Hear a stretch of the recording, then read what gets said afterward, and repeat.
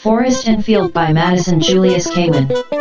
I green, watery jets of light let through the rippling foliage drenched with dew, and golden glimmers, warm and dim, that in the vistaed distance swim, where, round the wood springs oozy urn, the limp, loose fronds of forest fern trail like the tresses, green and wet, a wood nymph finds with violet. O'er rocks that bulge and roots that knot the emerald amber mosses clot, from matted walls of briar and brush the eider nods its plumes of plush, and, argicide with many a bloom, the wild rose breathes its wild perfume. May apples, ripening yellow, lean with oblong fruit, a lemon green, near Indian turnips, long of stem, that bear an acorn oval gem, as if some woodland Bacchus there, while braiding locks of hyacinth hair with ivy tod, had idly tossed his thyrsus down and so had lost, and blood.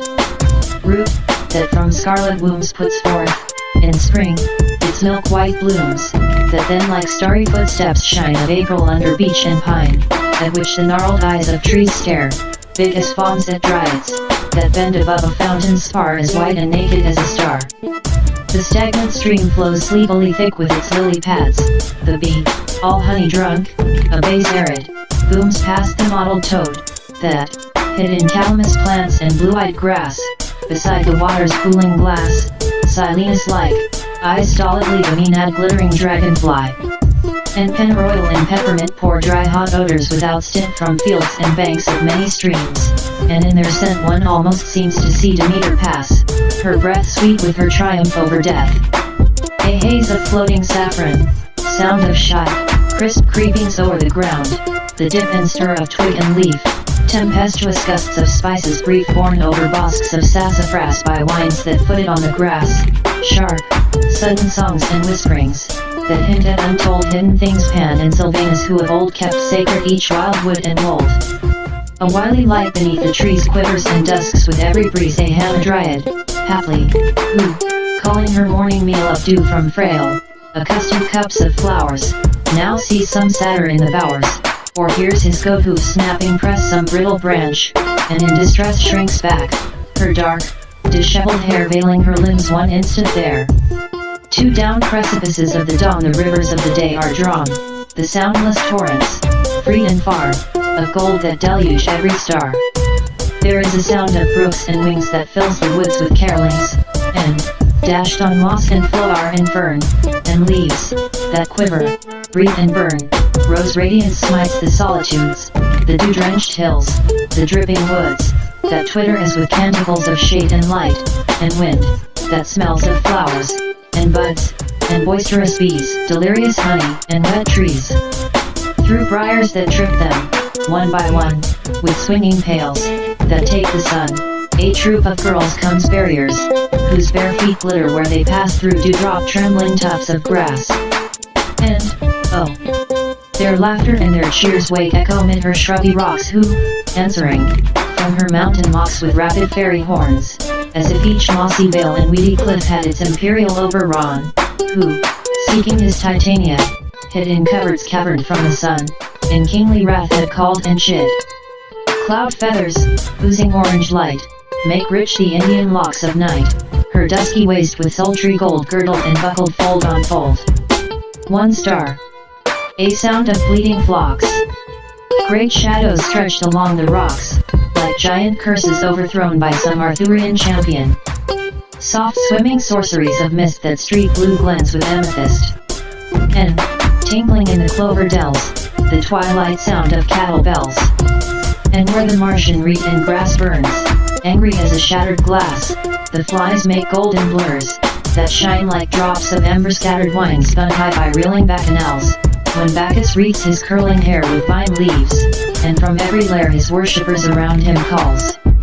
They come, a happy throng, the barriers with jibe and song, their pails brimmed black to tin bright eaves with luscious fruit, kept cool with leaves of aromatic sassafras, twixt which some sparkling berry slips, like laughter, from the purple mass, wine swollen as Silenus lips.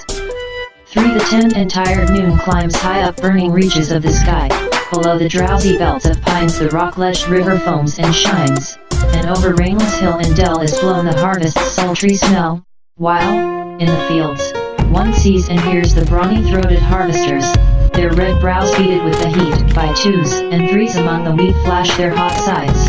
Behind them press the binders men and maids that sing like some mad troop of piping pan, while all the hillsides swoon and ring such sounds of aerial airiness as haunted freckled Caliban. Oh ho, 'tis noon I say. The roses blow away, away, above the hay, to the tune of the bees the roses sway, the love songs that they hum all day, so low, so low. The roses men singers they. Up velvet lawns of lilac skies the tawny moon begins to rise behind low, blue-black hills of trees, as rises up, in siren seas, to rock in purple deeps, hip-hip, a virgin-bosomed oceanid.